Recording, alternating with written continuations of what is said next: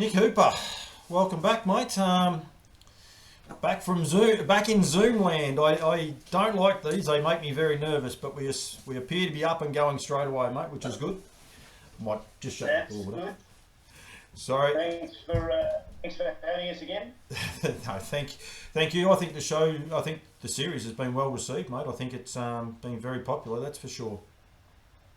Yeah, I was really thrilled to see the viewing numbers for the first few episodes. I wasn't sure what to expect, but well over a couple of thousand at least for the first two episodes was fantastic. So thank you for everyone for joining in. Absolutely, and that's I'm in the same boat. I think it is great that everyone does get involved in these. I'm just trying to make sure we are going live on Facebook. I seem to have a little issue with my Facebook connection, but no, we're up. No, we're going. I think anyway. We've got a few people. Yep, all's good. So that's okay. There was a bit of a delay there, but that's fine. Modern technology. The show has been very well received, and what I like about the show, Nick, is how they're all rolling into one after the other. Kath McIntosh last week with the placentitis might not have been as appealing to a lot of people, but I'll tell you what, go back and watch it if you want to learn about mares and potential issues you can have and being able to combat them. I think it was incredibly well put out, and I think even you had a little bit of thinking about it. We might bring one of those horses into it in a little while.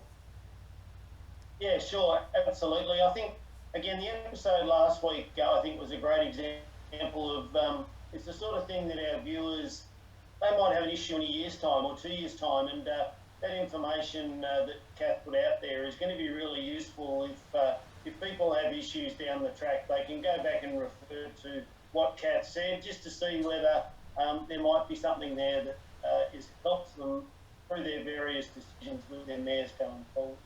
And as I alluded to there before, you and myself were talking, we've got one of your horses coming up that, with what Kath was saying about being able to research a horse's history, they're the sort of things we're going to be able to bring into it today.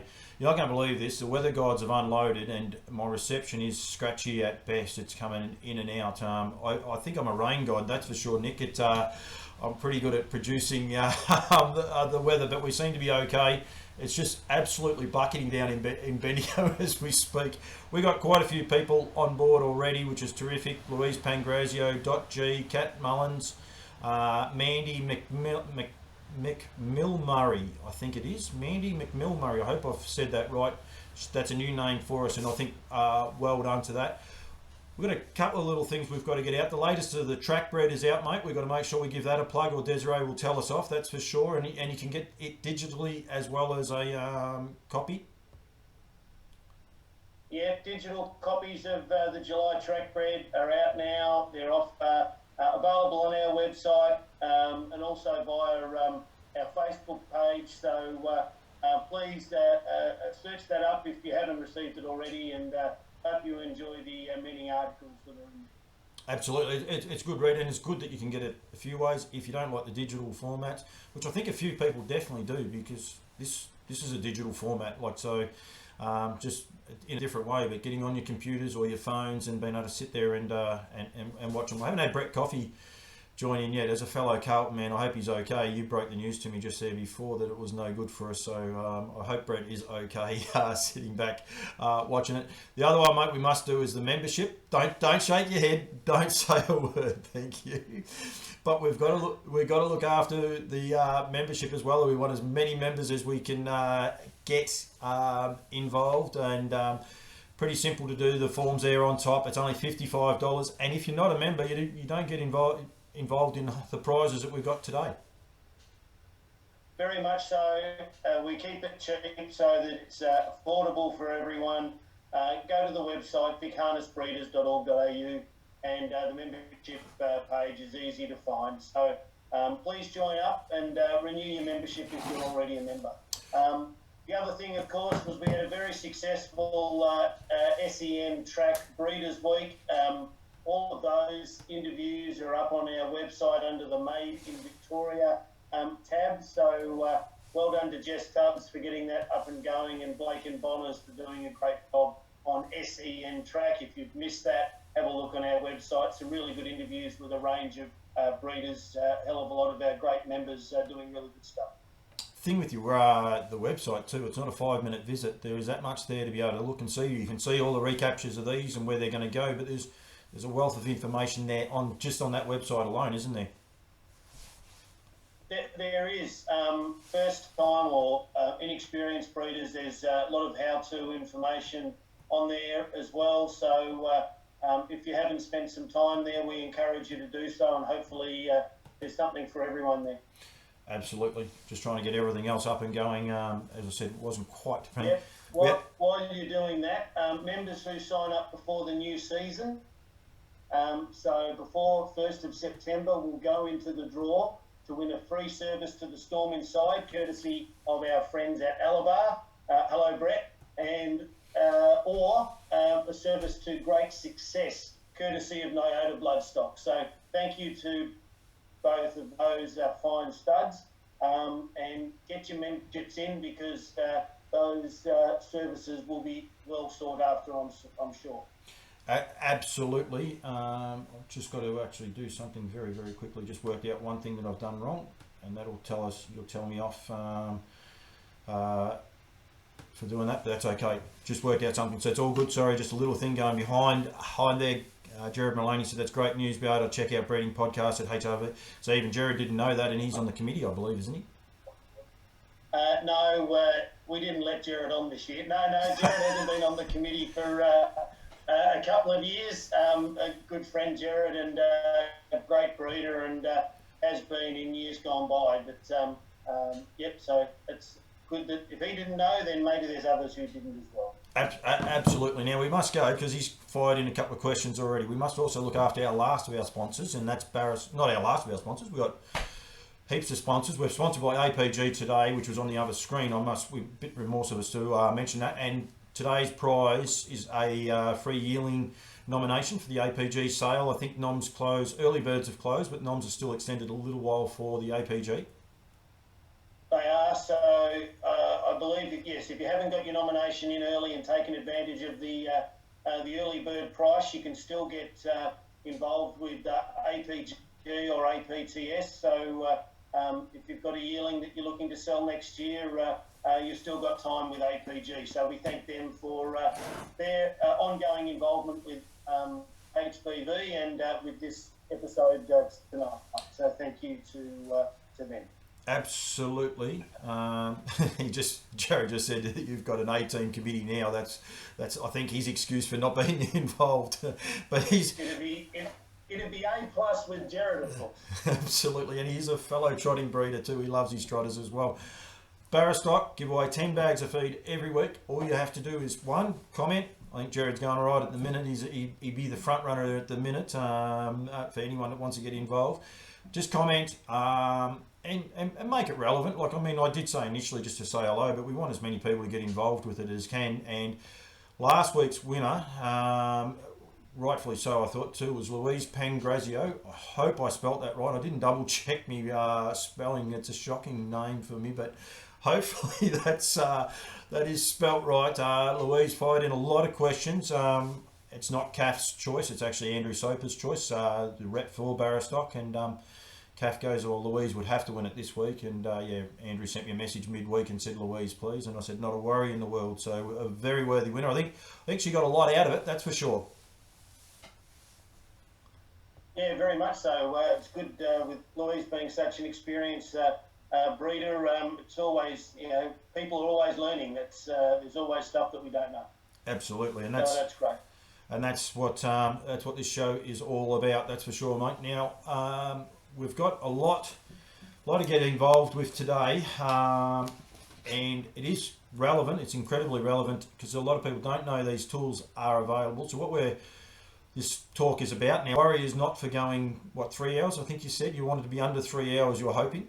Yeah, well, that was the aim. We'll probably pass out if we go 3 hours, but we'll try and keep it condensed for everyone. But there is a lot of information out there, so we'll get through it. Well, hopefully not too quickly because we don't want to brush over stuff. But if I'm going on too long, just cut me off, will you? And we'll move on to the next item. But, plenty of stuff here. It's all good. Should I share my screen? Are you ready for that now? You can share your screen, and this way people don't have to watch our big melons. Brett Coffey has just joined in, so he is alive. Don't worry, Brett, we'll be right, mate. No one expected us to win anything, so we'll be fine, mate. All right. Well, there's one thing you need to do, Paul. You've disabled participant screen sharing, so you need to. You're going to need to give me that capability.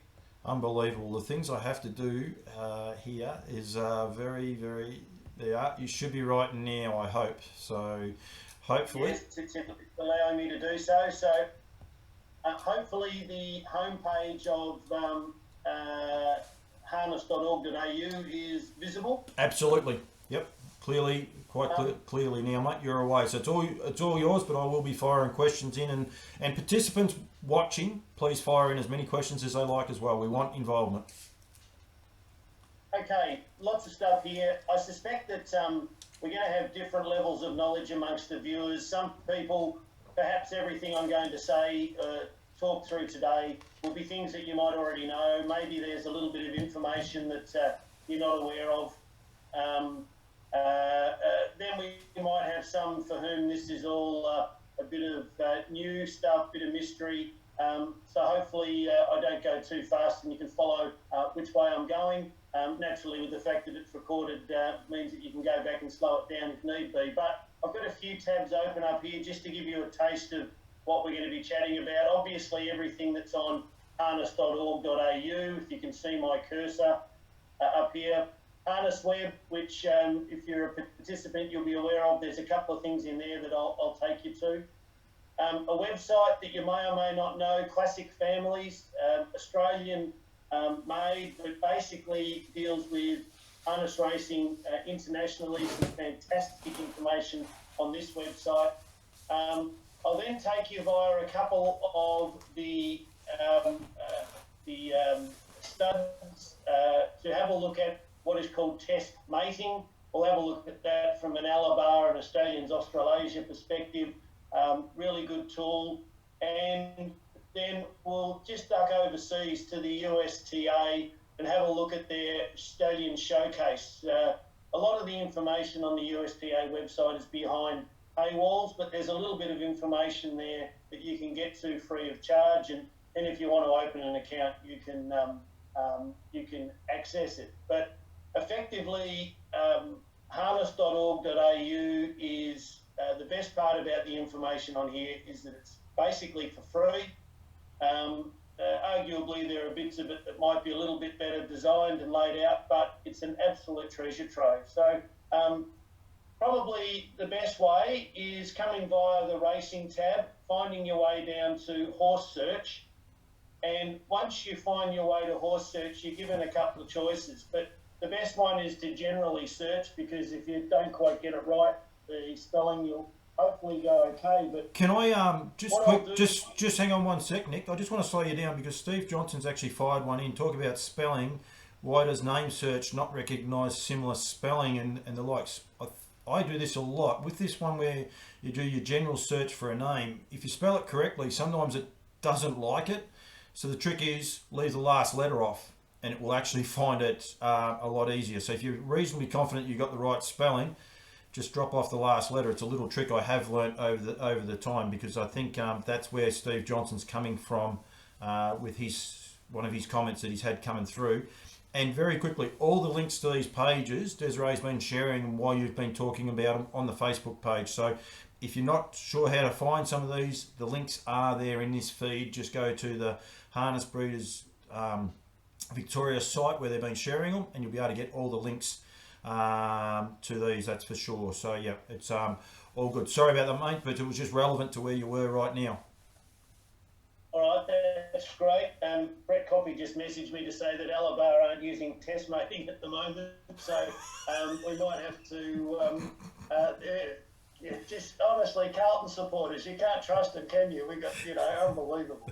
All right, I thought I'd start with a mare that I own. We own a Beach Girl, partly because she is not a bad candidate for what was talked about last week with placentitis. Now, I don't know that was what her problem was, but we'll start with her anyway. So, general search name, enter you'll find your way to this screen. Hover over the name. Again, most people will be familiar with this. Up comes the horse, the breeding, the sire, the dam, the broodmare sire.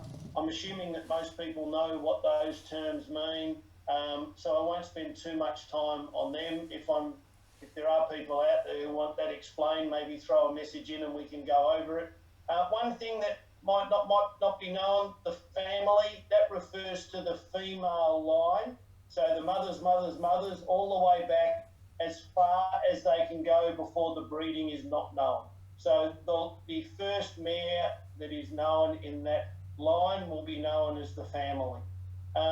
Other information, country of birth, freeze brand, which obviously sits on the horse's neck, who the breeder was, and in actual fact, I obtained, we own a Beach Girl off, we own a standard breds, Trevor Swan in New South Wales. We own a Beach Girl that had a very successful race career, won 90,000.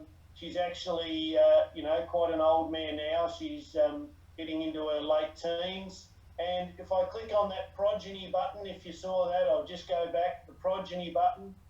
Basically, you get here is a list of each of the foals that a mare has had.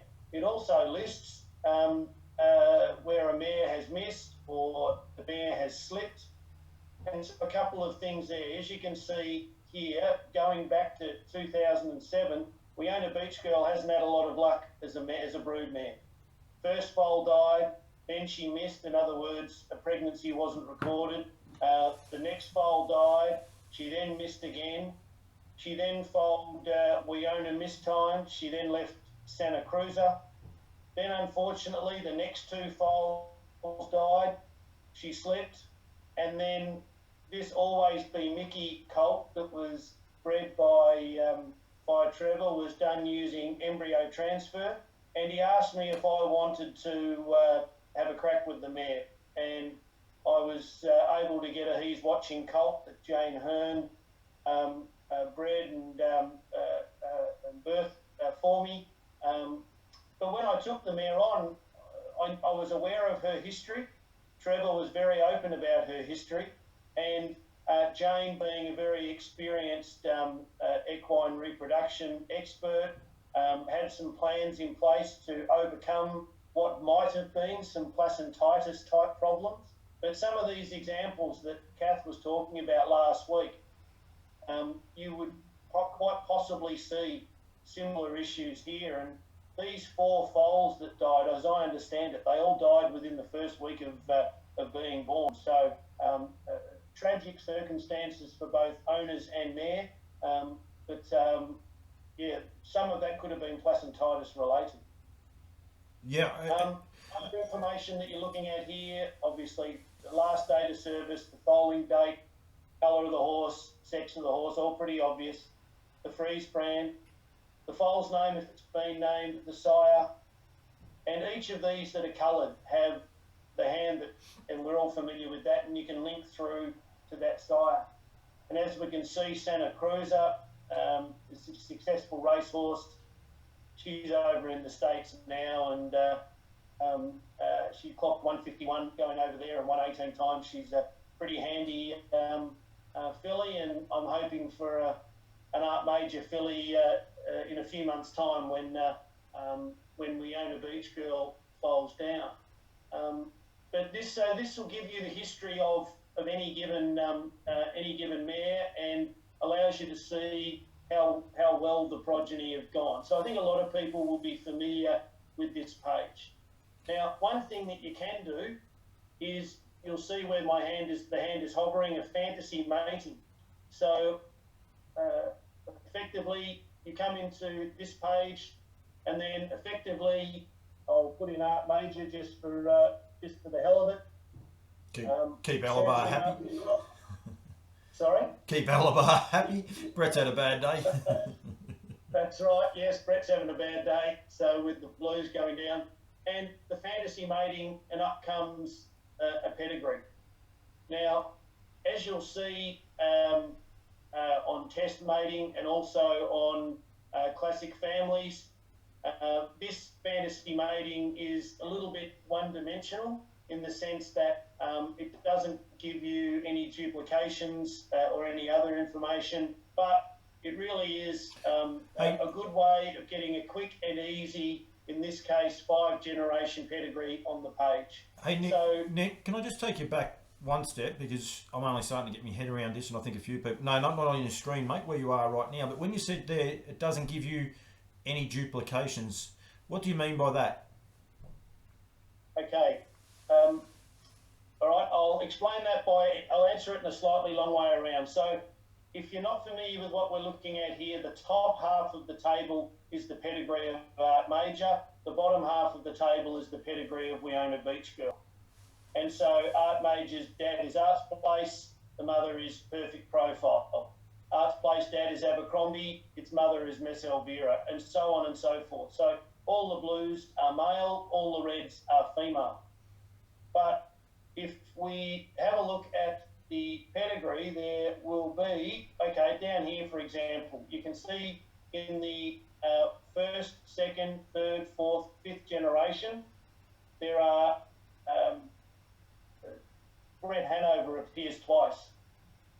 In fact, Brett Hanover also appears up here in Art Major's pedigree. Yep.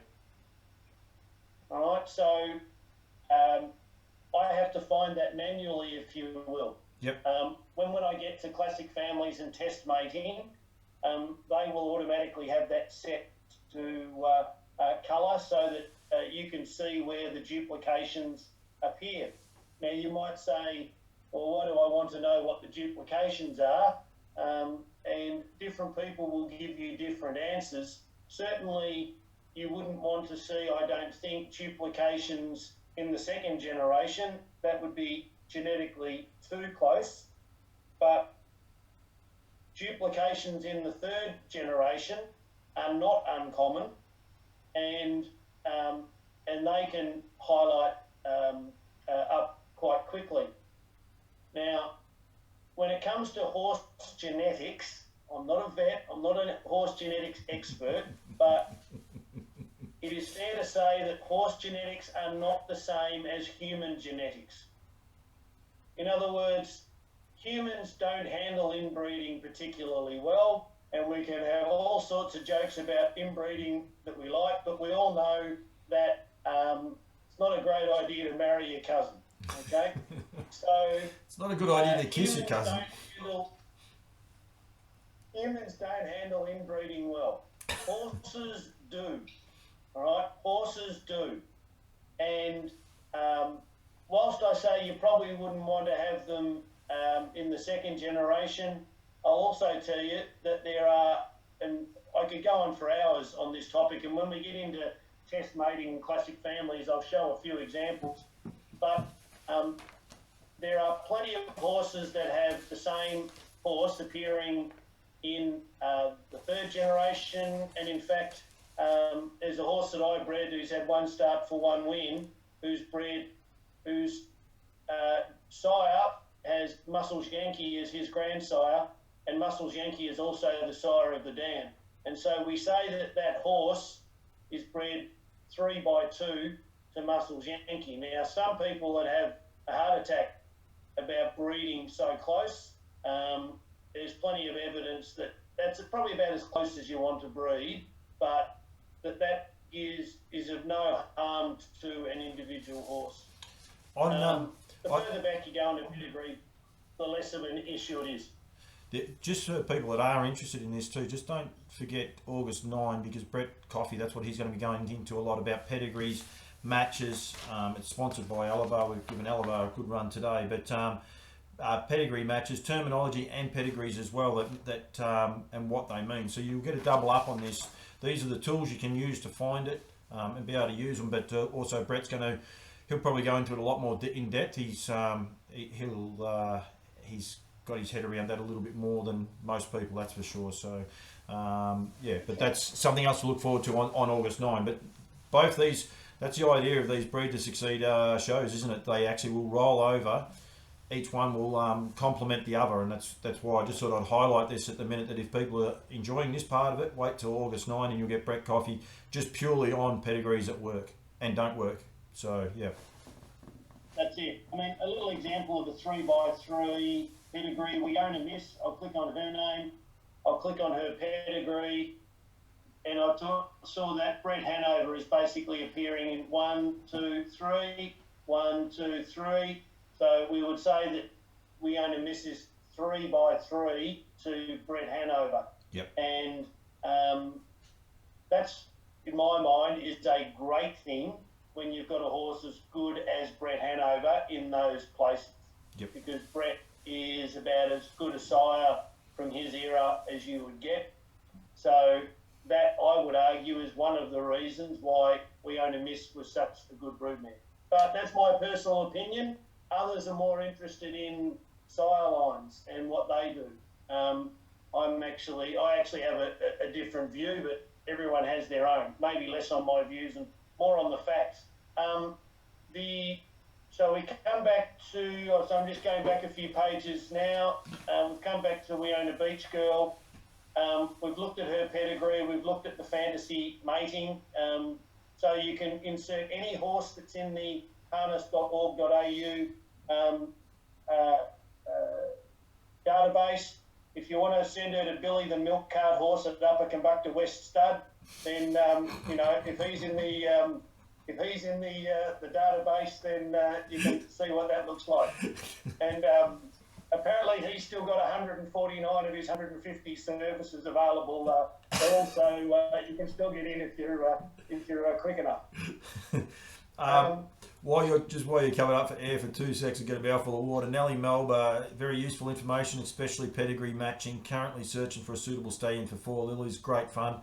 Keep watching Nellie because you'll get a lot more information by the end of this show. And as I said, then August 9 you'll have that. And Jared Maloney, yes, you're right. The New Zealand website does work a little bit easier for searching horses. Was his thing. Sorry, Nick, that he was just after. It is probably a slight delay. Good. All right, mate. Now, the next thing I'll take you to is I've gone up to the racing tab. I've come back, or not quite to the home page, but wherever you get this tab, bring yourself down to the National Top 20. So the National Top 20 has a number of things here, but there's 2 here we'll focus on today. The first is sires, and so this gives you the a number of different sub-tabs, and we'll go through those, but effectively lists the top 20 sires. The opening tab is all pacers and trotters of all age, and you'll see here that it is listing it by $1, Australian $1, where this black line, it sets it. If you want to know which sires have the most winners, you would click on that and it will adjust accordingly and cascade down. Maybe you want to know which sires had the most starters, and I don't know why you'd want to, but if you wanted to, you could do it that way. If you're trying to work out which sire you think is, perhaps the best value or who's having a good season, the average dollars per starter is not a bad test. You've got 2 options. The first is minimum 1 starter. I tend to avoid that because it can be distorted by 1 good horse for a sire. And I tend to click on the minimum 10 starters. And now what this does is it's telling you who, this season anyway, is having success. And you don't always get the same answer as you do if you're just looking at prize money, because that can be distorted by horses that have a lot of progeny. So we see here that Rock and Roll Hanover is, in actual fact, the leading sire at the moment on average dollars per starter. Monarchy, the trotting sire, based in New Zealand.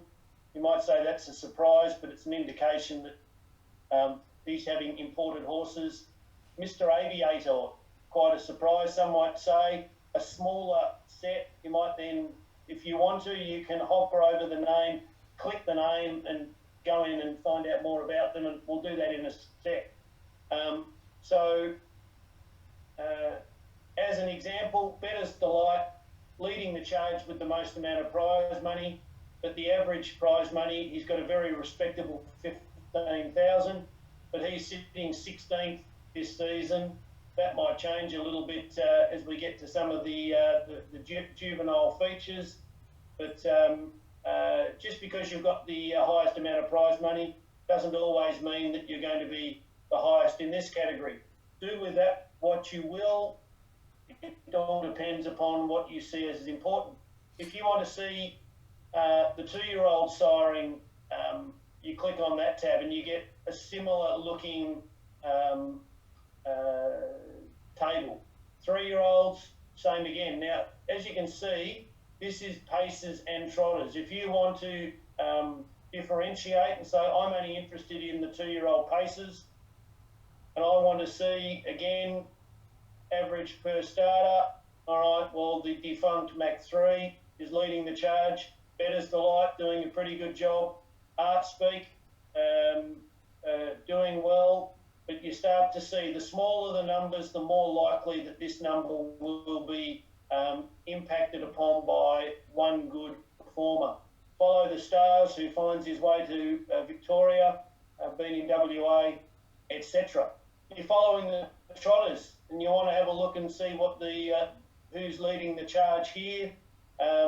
Again, smaller numbers here because of the smaller horse pool, but once again, you can get a feel for who's leading the charge. As the season develops, these stats will mean more and more. Again, you're interested in first crop size. This tab, again, gives you some great information. Captain Treacherous with the biggest numbers. Warrawee Needy doing a real nice job. 9 winners out of 13 starters this year. Love You on the trotting side, been around in New Zealand for a while. But the information is all sitting there in front of you. It's then up to you as to, I suppose, how you interpret that. Because what's the saying? There's statistics, and damn lies. Is that the phrase? I don't know. But it's really up however you see it as important. I'll then come back because the other, we'll get there eventually, the other option is broodmare sires. Who is the broodmare sire? That is the sire of the mare. So if we were, we own a beach girl, there's a generous beach boy out of a troublemaker mare, so troublemaker would be the broodmare sire. Once again, it opens up with a similar table, all paces and trotters, all ages. Our good mate Christian Cullen leading the way at the moment with 5.5 mil. The one thing I will say here is, well, there's a bit of an adage that the best sires become the best broodmare sires. I think that that's only true to a point. I think that's only true in this sense because if you've got massive numbers, then and you measure it either in winners or in dollars won, well, the more you've got on the ground, you can't help but be at the top. And so if we were to have a look here and again break it down by minimum 10 starters, our Western Australian friend Rich and Spoil is, I reckon, would have been 1,000 to 1 if we're opening a market on who would have been this, but he's obviously getting the job done. No surprise to me that Arts Place is number 2. Arts Place is the great broodmare sire of our time. If you go around having a look at stallion pedigrees that we have available to us at the moment, there are a significant number of pacing stallions that are out of Arts Place broodmares. He is the bee's knees at the moment, so no surprise there. Western Ideal, Gee Whiz, again, the New Zealand Trotters, Umbro Invasion, the New Zealand Trotters. There are some real interesting names here that aren't necessarily, I'm sure you'll agree, Paul, Santa household Saab, names. yep. They're household names. They're household names to me as great racehorses, but not necessarily noted for being great sires. Kinney Hanover, all respect to him, but not too many would know him. Vintner, Chill Factor, all got some nice horses, but not household names. If you take out the first few, the thing that you'll note is how quickly the average tightens up. In other words,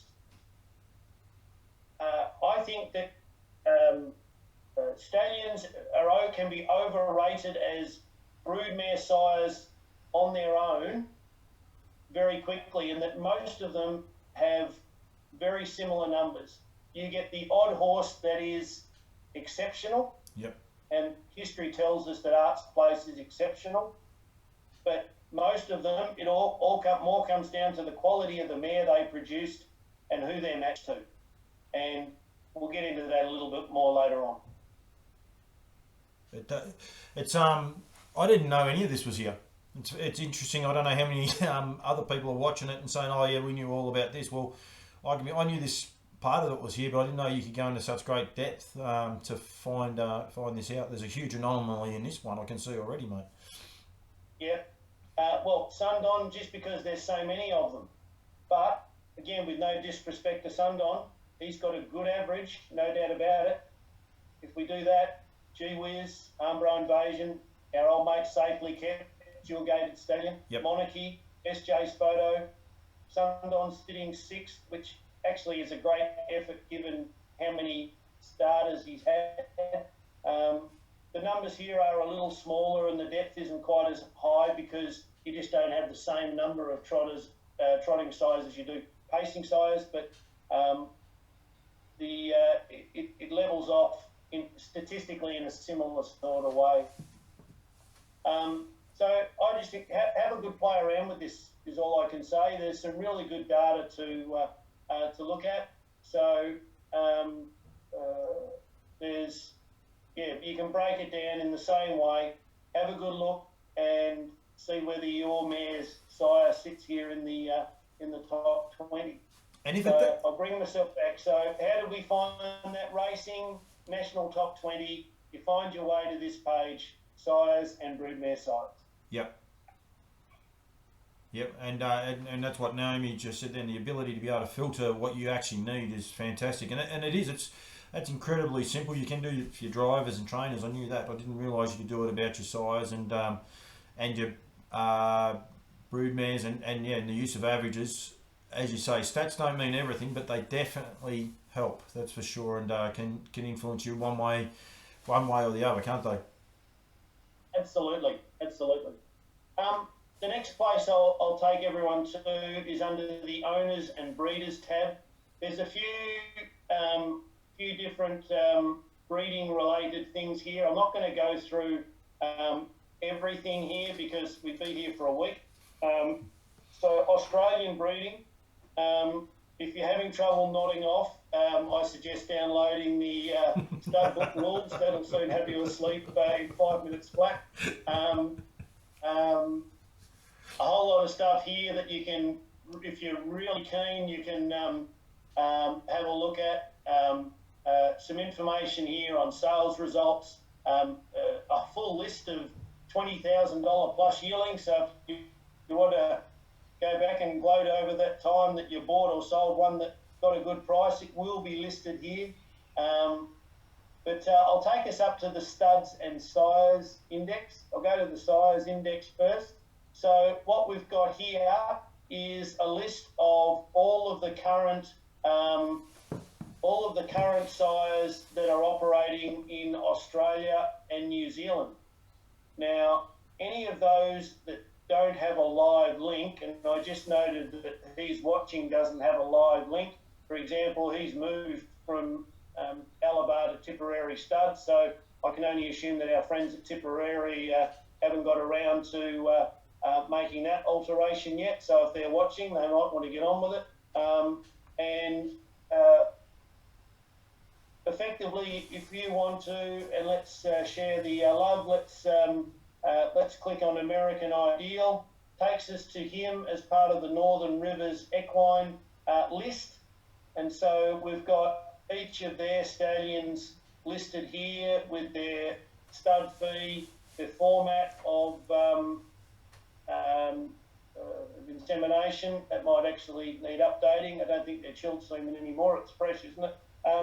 And so on and so forth for each of the stallions, details of the studs. And Kath, I've told you, you've got to get your website on this page. So normally you'd find a link to the website. So Kath's busy sorting that out for the first thing to do come Monday morning. But if we wanted to then have a look, and we'll just use American Ideal, if I want to look at his pedigree, I click on the name and up comes what I'll call a static pedigree.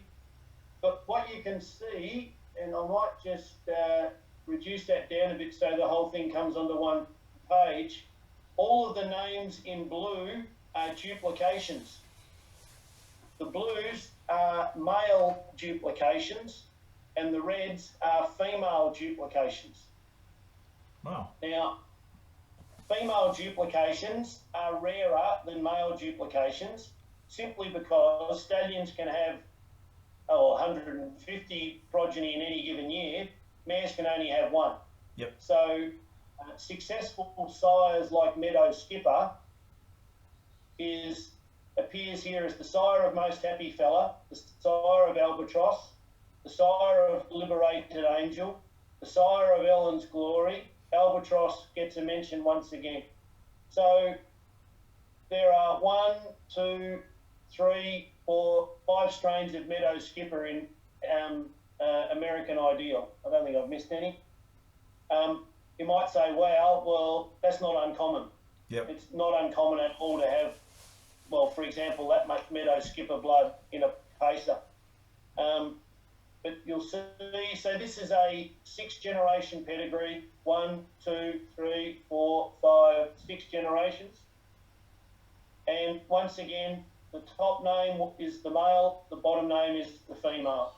And so Western Ideal's dad is Western Hanover, his mum is Leah Almerhurst. Her dad is Abercrombie, her mum is Liberated Angel, and so on. So that gives you the crosses. You've got to go and work through that yourself. So that's the next level of information, if you like, compared to the pedigree that we looked at earlier, where you had to go through it yourself. This tells you the duplications. If we wanted to have a look at his sire stats, and this is, you'll need an account. It's a free account, but this tells you, to get past this page, you'll need an account.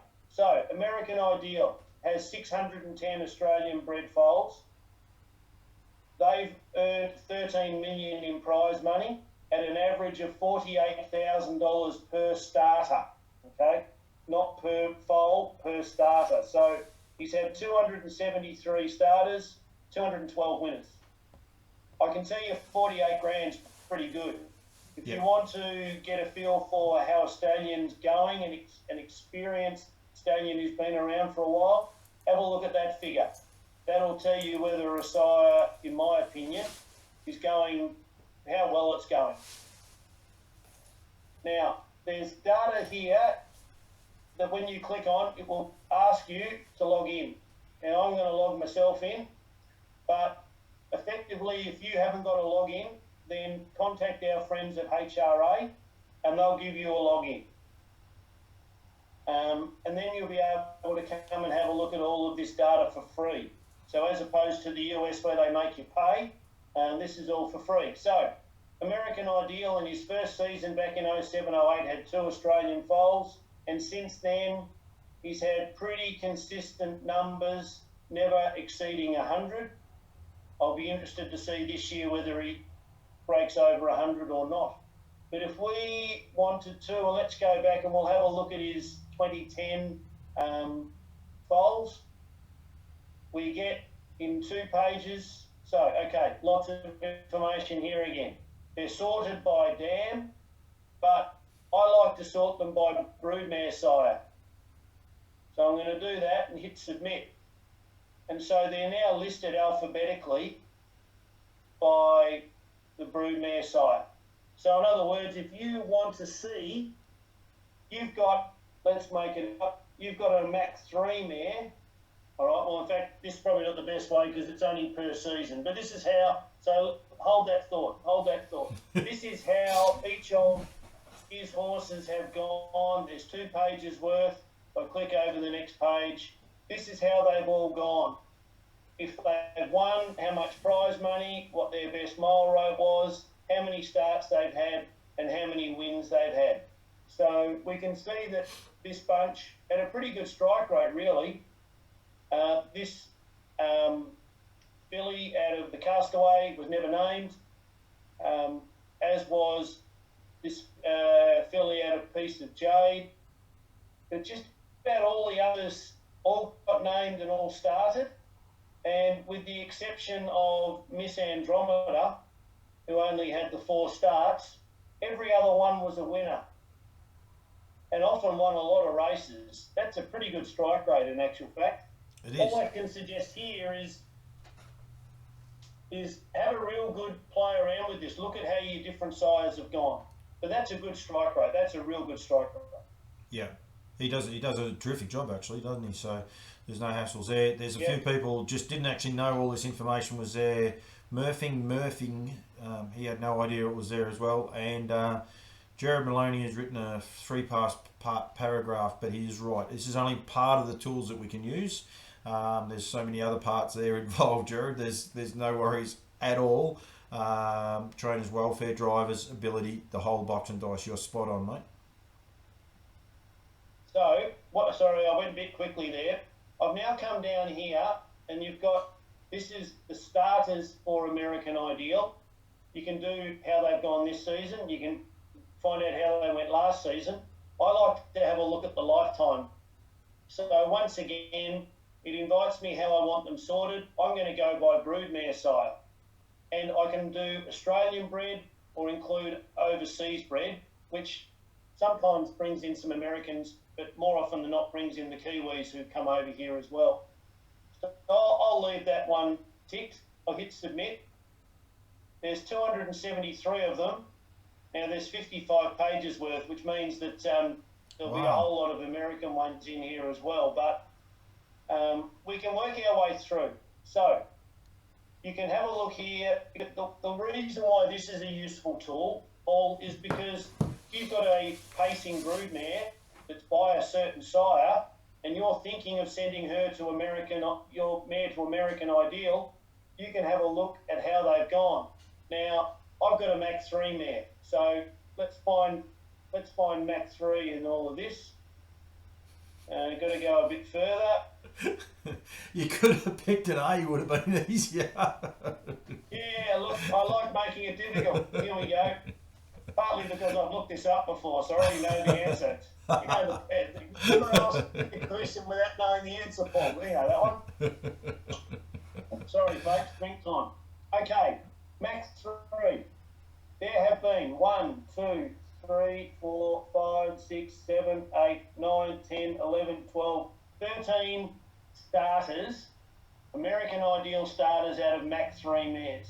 Of that 13, there have been 1, 2, 3, 4, 5, 6, 7, 8, 9, 10, 11, 12 winners. So 12 out of 13 Mach 3 mares, American Ideal horses out of Mach 3 mares, 12 of the 13 that have started have won.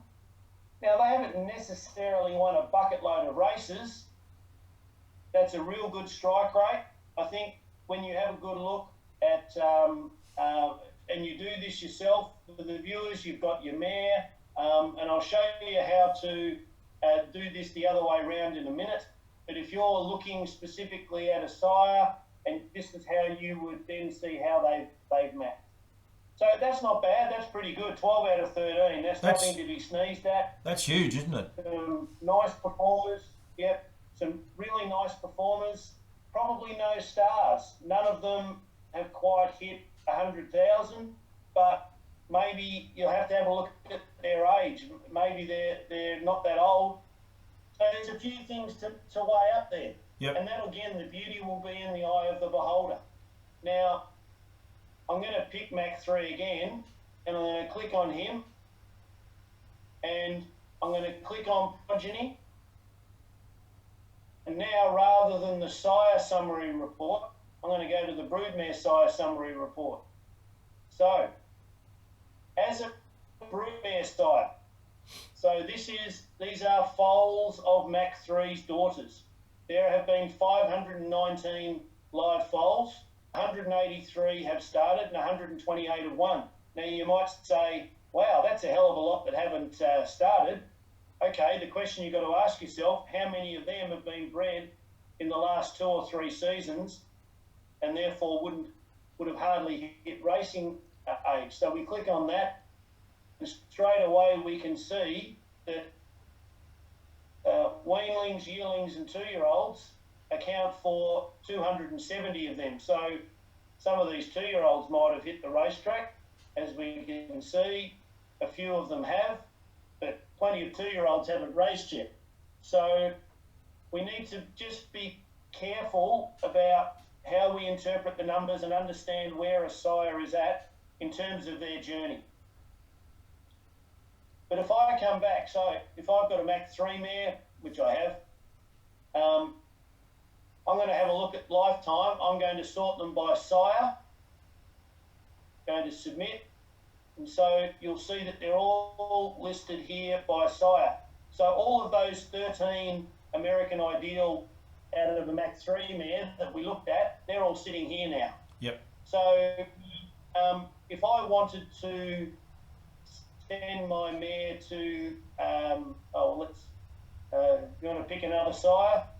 You can, Who's yeah. been around for a while? You're throwing it at me. Better than cheddar. Better than cheddar. Better than cheddar. Okay. All right. We've got to look after our sponsors. I couldn't think of an Empire Yes, one. that's right. I couldn't think of an Empire one at short notice. That's all right. So, better than cheddar. Hang over the page. Love this girl. 12 starts, no wins. And then there's another 6 of them here over the page. Vincenzina, Matt's Delight, Cheddar's Gift, Brittany Jane, Parmesan, and Bottle Rock.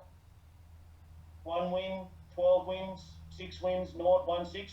Not a bad strike rate. Yep. I think, if that was, if you were thinking of taking your Mach 3 mare to better than cheddar, you might decide that that's a reasonable strike rate for that cross. Not the only thing, it's just one piece of the pie. That might be enough for you to say, I'm not going to rule out better than cheddar as a potential consort. No. That's huge, isn't it? And obviously, the next one down, Better's Delight, we don't want to go through all those because you'll have heaps of them and all the rest. But that's just a huge tool just to be able to see. Right. Yeah. Let's randomly choose someone else. The Pet Rock. There's 4 of them. 3 wins, 9 wins, 1 win, 7 wins. Yep. That's pretty good. 4 out of 4. Absolutely. Here's me cheating, but I put my Mach 3 mare to Rock and Roll Heaven because 5 wins, 13 wins, 28 wins, a donut there for Rock and Roll Mac. 6, 10, 9, we'll turn the page. Few duck eggs, 1, 9, 0, 8, 16, 14, 8, so on and so forth. That was enough for me, especially given that there'd been a good number that had hit into double-figure wins and well over 100,000 in prize money. I know there's been a few duck eggs, but for me personally, I saw that and thought, yeah, I like those odds. I thought that was a good choice. Different people will disagree, but that's some of the ways you can use this information to help you with those matches. So if sire and broodmare sire match is part of your consideration work, and I stress it should only be part of, Yep. This is a way of ruling in and ruling out some sires, because the list of sires is long. You've got to find a way to rule some in and rule some out. This isn't actually going to be helpful, however, for a first or second or third season sire, because there just won't be any data for you to use, because those young sires haven't got the horses on the track. So it's, yeah. Sorry, the one thing I reckon about this too, though, it's all stats and numbers, and a few people have been saying how great it is, and they're spot on. It is great. There's actually, you brought up one of my favourite horses back on the previous page, Bernie Winkle. So, I mean, you can still have that romance. You can say, well, there's a Bernie Winkle here with this same cross. And he's just a lovely horse that I think everyone would love to own. That gives you that romance as well. Like, you could say, oh, I'm going to look at this sensibly and do all the data and all the rest. And then, if I saw Bernie and I had a Mach 3 mare, I'd be like, I'd give that a crack. So, yeah. Yeah, well, she's all rock. I mean, Hardly's been a better filly in the last 10 years. Yep. In actual fact, Bernie Winkle had caught my eye, but She's All Rock was the one who caught my eye initially. Maybe I'll get one that's going to throw a duck egg. Who knows? But genetics it's a random game, and all I'm trying to suggest here is that this is a way of improving your percentages of getting a horse that goes well. It's not a guarantee. All we're trying to do is take our percentages higher so that we've got a better chance of getting a good return for our spend. And you also get the sex there as well, which is terrific. So, I mean, you can see most of those are geldings on this page here, where it's, you know, the Bernies and all those, but you get a couple of fillies. I'll Rock You, another nice horse actually, being a colt. But you can actually see, you know, look at the fillies. So you get a good well, you get to see everything. It doesn't matter. People will say, oh, it only leaves, you know, you only want boys out of that family. Well, you can actually get, you know, proof if that is right or not. There was Rock and Roll Heaven when he first came out here, and his first lot, his best horses were fillies and his colts weren't as good. The general view was that you wanted a Rock and Roll Heaven filly, not a colt. Well, there's no doubt his fillies are good, but the evidence is that he's had plenty of good colts and geldings as well. So you can break down myths by looking at the facts here as well. Absolutely. People very happily tell you that something's a truism. You'll go in here and look at the facts and find not necessarily. True. Yeah. And all this is free. All this information you've produced today so far has been free. Yep. All you got to do is get an account with HRA, and that's simple. In fact, thank you. Let's go. Hang on. It might be easier to go back to the start rather than try and go back in the other way, because I'll be here for a week. I'll just click on anything because it really doesn't matter. In fact, I'm logged in, so I'm not going to be able to do it. Anyway, hopefully it was easy enough for me to do. I'm sure everyone will be able to do it when they hit that page. And if people do have an issue, just get in touch with either Harness Breeders Victoria or HRA, and I'm sure they'll help them get through it. Yeah, no, that's exactly right. I'm just looking through my notes here as to what that live time. Okay, okay. This line here links you to a range of quarterly reports, and there's data going back here for forever. If this information is of interest to you, you've got fertility stats, mares served in the season, size, broodmares, its winners. There is data left, right, and centre. HRA, you've got a lot of information here. You've just got to know how to navigate it. And I don't think I'm speaking out of school when I say that I think if HRA had the time and the budget, they'd probably love to take their database to the next level. You know, in terms of the raw data, it's there. You've just got to stumble your way through it. So if this information was of interest to you, maybe it's of no interest, but you want to know which stallions are getting high percentages in foal, or who's having low percentages. The facts are here. I'm not going to pick any out because they'll offend people, but the facts are sitting here on the page for everyone. So if you want to see how they've been going, there are people who'll tell you that frozen semen is no good and you can't get your mare in foal. That might be true to a point, but different sized, in my experience, you have no issue getting your mare in foal to them with frozen semen. The sperm, the way it's done is excellent. So anyway, the facts are sitting here staring you in the face, and you can have a good look. If you want to know how many mares were served, well, this is who they were, or this is A to L, so this is alphabetic. Good luck working your way through that. There's bucket loads of info here, Paul. I just encourage everyone to, if you've got some time, just have a flick through and see what takes your fancy. conscious that we've been going for an hour, so I might move on to the next stuff here. There is Just more stuff that we could go through, and maybe if people wanted to throw questions in on stuff that we haven't done, we can come back to it even at another time, perhaps. But there is bucket loads of info here. Nah, all good. Just hang on. I've got to get through some questions. Andrew Soper, stop sending them to me through Messenger. I don't want the computer to crash. Yes, we have mentioned Barristock. I promise, mate. We've given you a good good start right at the start. But stop sending them through Messenger, please.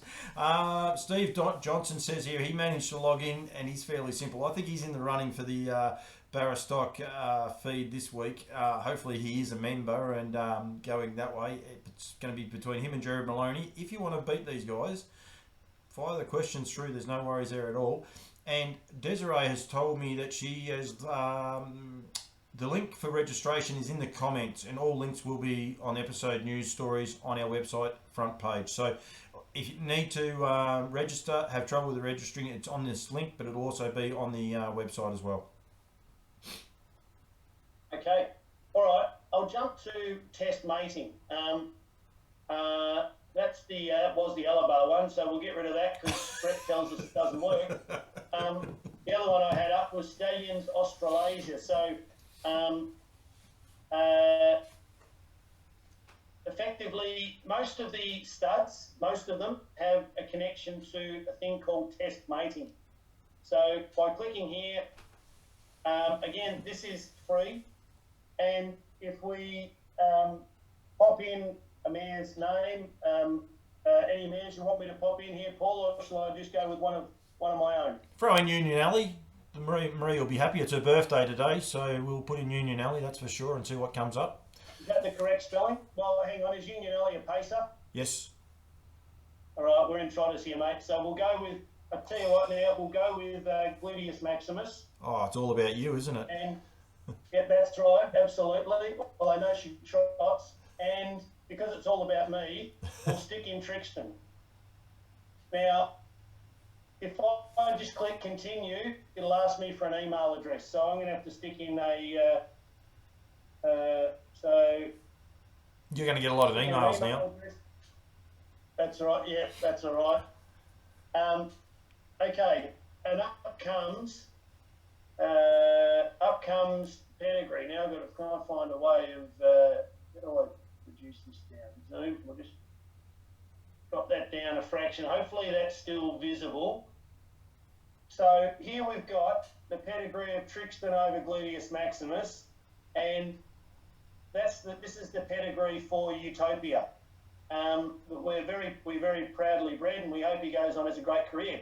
What I was saying earlier is he's bred 3x2 to Muscles Yankee. So Utopia, sire, grandsire, great-grandsire, and also sire of the dam.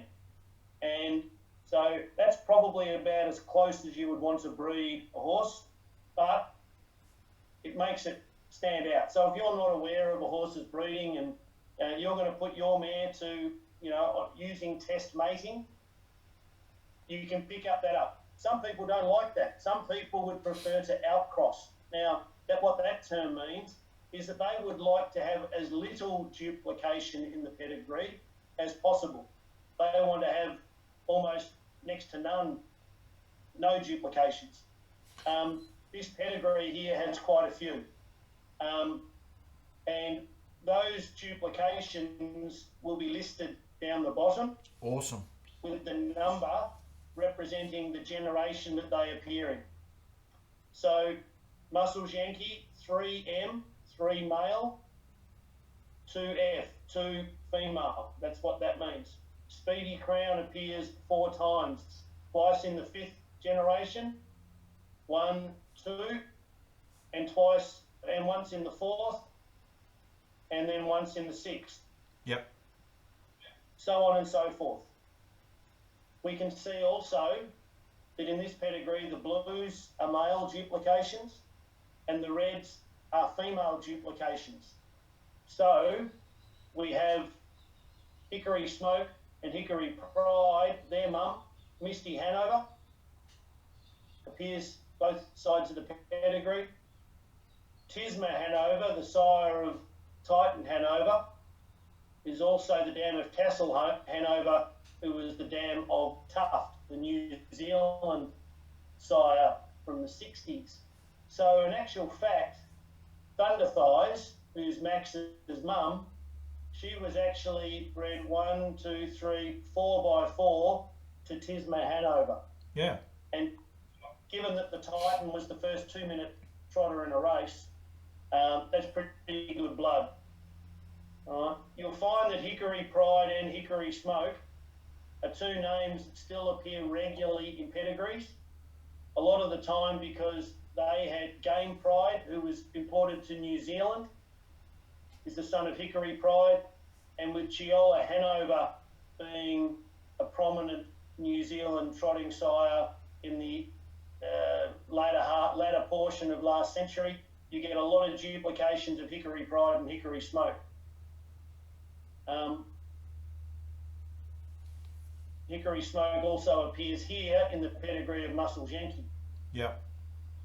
So when Paul and I were choosing this, and we don't lay claim to knowing all the answers, in fact, it's a genetic lottery and it's luck. Yeah. But the things that we liked were Muscles Yankee, Speedy Crown, Noble Victory. Trixton by Garland Lobel as the reverse, Noble Victory over Speedy Crown. All right, yep. So you see the similar patterns appearing in the pedigree. Naturally, you get Speedy Crown and Noble Victory. So we're getting some repeated duplications, which are things that Paul and I like to see. But that's us. Other people will say that they have no interest in this, and that and that's fine, because I think the important thing is to do your own research, do your own reading, get a feel for what you think is important. For some people, it will be the duplication of sire lines that is important. For some people, the sire line is the most important aspect of a pedigree makeup. I've got no issue with that. That's not how I look at it, but that doesn't matter, because everyone has to get their own set of tests that they think are important. There'd be other people too, going back to the stats that you had before, that would say, well, you know, the romance. They'd say they either want a Bernie Winkle or they want to see Rock and Roll Hanover, and he crosses, with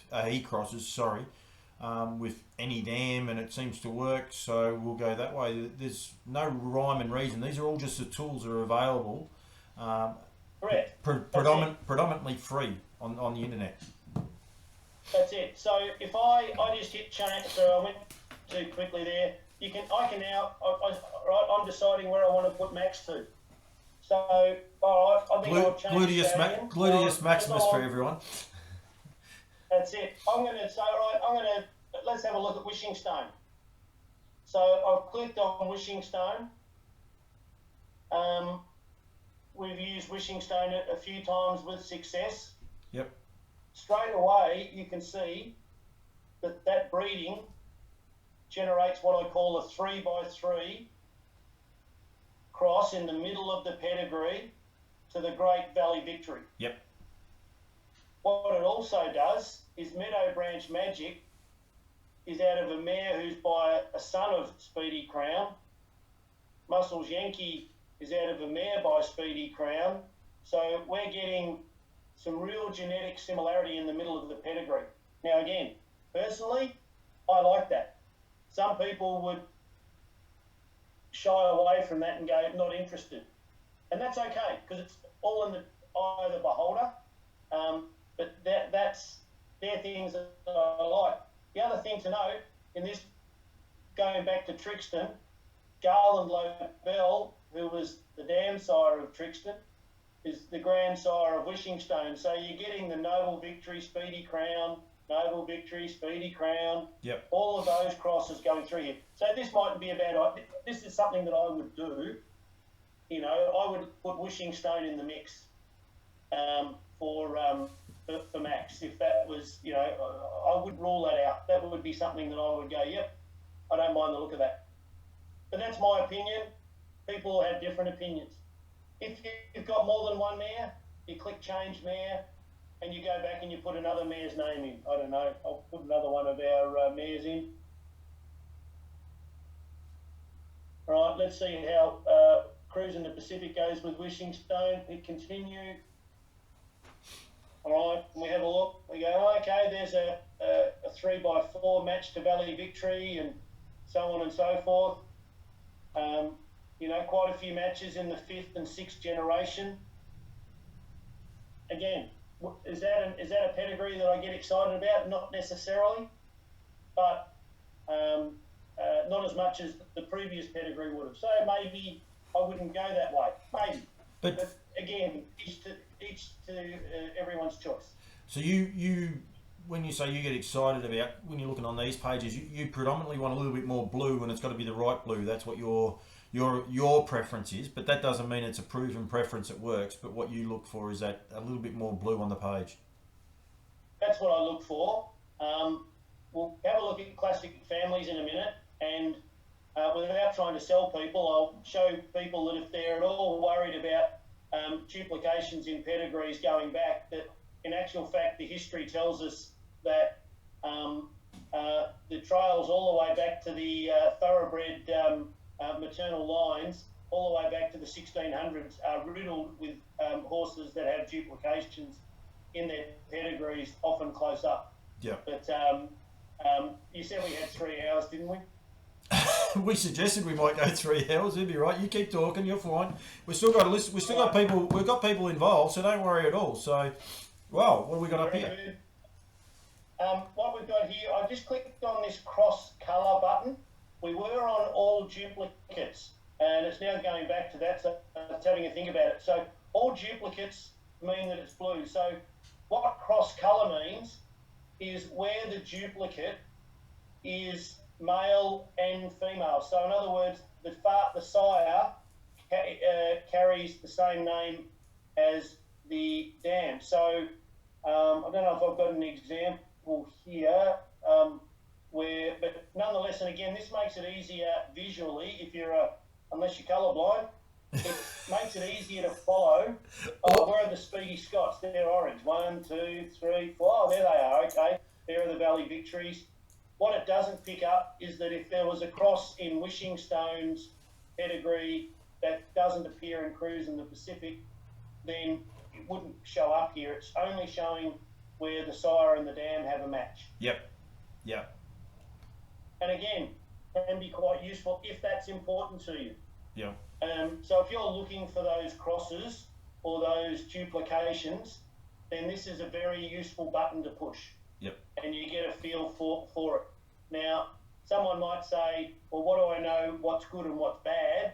I don't think there's an answer to that. You've got to form your own view. You've got to do your own research. You've got to decide what you think, what patterns you see in other pedigrees that you want to try and duplicate. It's a great.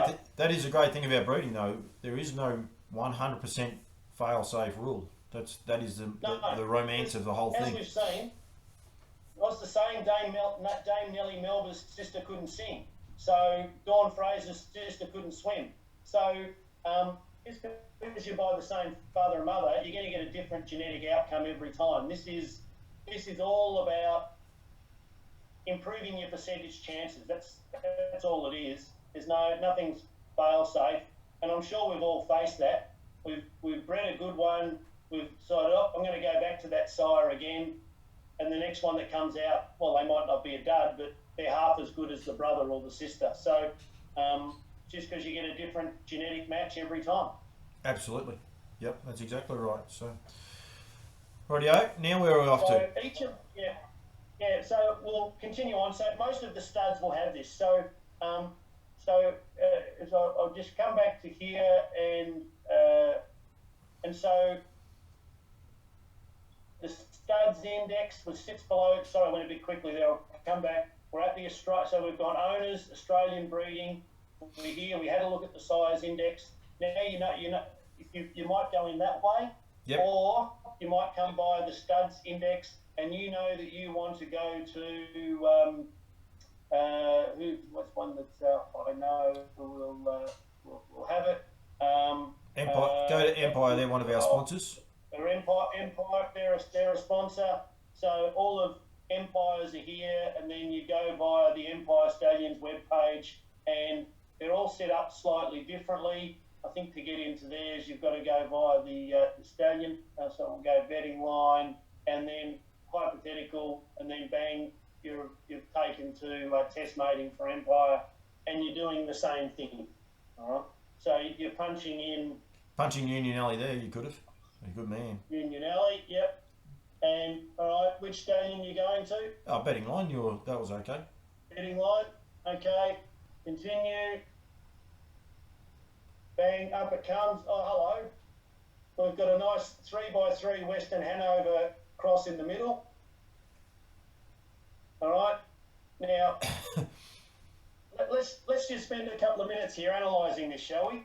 Well, just for the listeners at home, before you go too far, this has been suggested to me, myself and Marie, that we should go down the Western Hanover line with Union Alley, and she was a high-speed horse. For us, we're nervous about it and think it's a little bit too close to being inbred. Other people you talk to say, no, that's what you want to do. So I'll hand over to you now, but this is actually unscripted, this is, but this is exactly what people are after. All right, so once again, blues are male duplication, reds are female duplications. Straight away, you can see Wendy Sue Hanover 3 times, Brett's Romance, Twice, appearing up here as well in Cam's Card Shark, Albert. So we're looking at some high quality female duplications in this match. Western Hanover in that 3x3 in the middle, which personally I like. We might just put the cross colour on and just have a look, because I don't know whether you noticed that. This will be the good test. See Cam fella? Yeah. Cam fella gets blue here. He's blue here.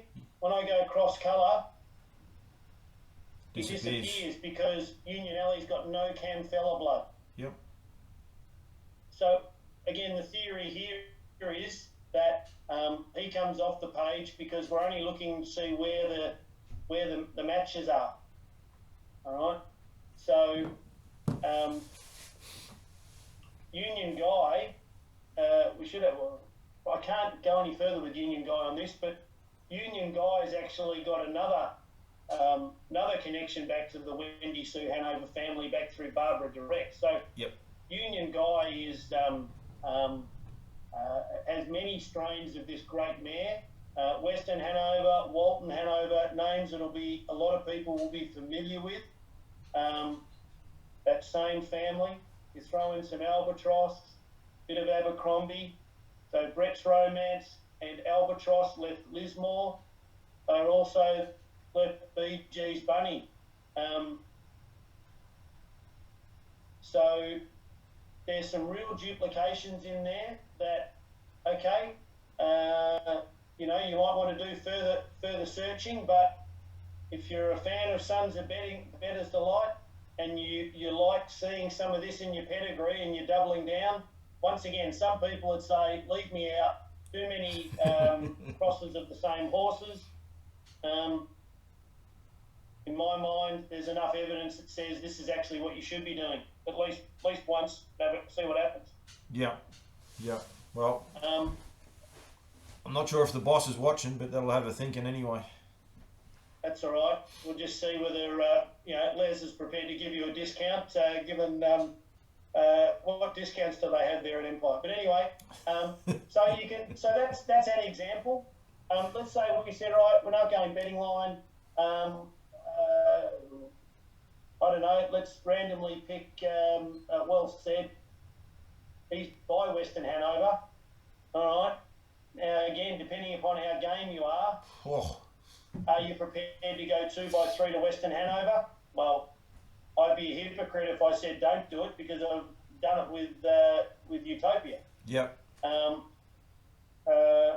So maybe you would do it, maybe you wouldn't. Well said, Western Hanover out of an Abercrombie line stallion. There's Arts Place, by the way, sire of the dam of Well Said. Here we have son of Western Hanover out of a mare, out of a son of Abercrombie. And not only that, Arts Place and Albert Abercrombie out of Albatross mares. You know, if this is your go, this is another one that you might choose. There'd be some And people. again, maybe you wouldn't. There'd be some people looking back saying, "Oh yeah, do that, do that." There'd be other people saying, "Oh, I couldn't do that. No way." So yeah. But Let's choose something that doesn't light up the page as much. Okay. yeah, Especially if we go cross colour. All right, so Stay Hungry, the new stallion, all of a sudden, this would be more of an outcross pedigree. If that was your go, yep. If you said, oh, no, there's been too much duplication going on in Union Alley, I've got to get some hybrid vigour and bring in some new blood, then that's what a pedigree might look like if you preferred that approach. All right? Again, each to their own, but that's what an outcross pedigree might look like. Yep. Not that many duplications, and where they are, they're back in the 5th and the 6th generation, where statistically they're going to have a smaller influence than if they were in the 2nd, 3rd and 4th generations. Absolutely, yeah. So they're just a couple of examples of what you might do. And how these tools work. Yeah, I'll move across to classic families, because otherwise we'll be here all night, and I'm meant to be cooking dinner, so I'll be in trouble soon. All right, classicfamilies.net is a wonderful website. Looks as though we've got it's sponsored by the Alabar New South Wales Breeders Challenge. Info here, again, not every horse is in this database. To qualify to be in this database, a horse must have either won a decent race or gone a certain time. So if you just won the horse in the back of Beyond going 2-5, you're not going to be in here. This is about trying to, what do I need to do, if you like, to breed a horse that's good enough to win a decent race. So this is more about what do I need to do to be elite, is what you could argue it is. Classic races, elite performers, it's also a wonderful historical database. Family winners, it's all sorts of stuff. We can, who can we pick in? We'll put Union Alley in again. See whether she gets in here. Oh, hello. She should. She's good enough. She's good enough. Congratulations. All right. So when I pumped in Union Alley, it's come up with base information and a basic 4-generation pedigree. And you can see that by hovering over any of the names, I can go to that horse. There's a number of tabs up here that you can go to. If she's got any descendants, well, there's none of her descendants have found their way into the database. We'll come back to that. She doesn't have any offspring in here. We'll work our way through it. We'll have a look at her pedigree, and that's looking awfully familiar, I think, compared to, we're going a bit too far, what we looked at previously with the reds and the blues. The beauty of this, as opposed to test mating, is that once again, I can click on any of the names in here and their pedigree will come up. So let's have a look at Union Guy. Hello to John Campbell. We've seen Wendy Sue Hanover. Let's come back. Let's have a look at Wendy Sue Hanover's pedigree. She's by best of all out of Wendy Hanover. Okay. So Wendy Hanover's Bullet Hanover is out of Barbara Direct, who comes from the Helen Hanover line. All right, so Wendy Sue, some Helen Hanover. Now we're going to go back into history. She's a foal of 1927, a very prominent broodmare. And again, if we want some evidence for a bit of inbreeding being successful, Helen Hanover is bred 3x3 to Peter the Great, one of the great stallions. and bred 3x2 to Dylan Axworthy, one of the great stallions. So we have some real inbreeding going on here, producing a great broodmare. Now, let's come back to Adieu. Well, all right, Adieu was a fine broodmare. And we're now getting back in time, and this is how, if you want to go chasing pedigrees back through this is a great website, because this takes us back into our thoroughbred background, takes us back to Hambletonian 10, the father of all standard breds, or well, maybe there's a few French ones that don't trace to him, but just about all of them trace back to the great stallion. So we're playing back in here. This was when you were a boy, I think, Paul, is that right? I didn't know any of this. I'm taking all this in. You can't hang shit on me at the same time. Remember, I didn't know you could go this far back. This is brilliant. Now these names are not going to mean a lot to anyone, but Nutwood, unbelievable stallion. No one's ever going to tell you about him, but he hasn't got a sire line. But what he did in maternal pedigrees back in this time was just had to be seen to be believed. He was out of a mare called Miss Russell, who was a great brood mare. And then we get to Pilot Junior. We're getting back in here where the pedigrees aren't even known. Wow. The pedigrees are now starting to disappear. I could take you through X Factor theory and all that sort of stuff, but we're going back to some of the great thoroughbred sires of Great Britain that appear in the thoroughbreds, Diomed or Diomed, I don't know how to pronounce his name. You can start to see some of the duplications that are occurring back here. If we go back to, there's a pair of brothers called Flying Childers and Bartlett's Childers. And Flying Childers is by the Dali Arabian, who's one of the foundation thoroughbred sides. All right, out of a mare called Betty Leeds, who was out of, you'd think that Paul Graydon had named Cream Cheeks, that wouldn't you?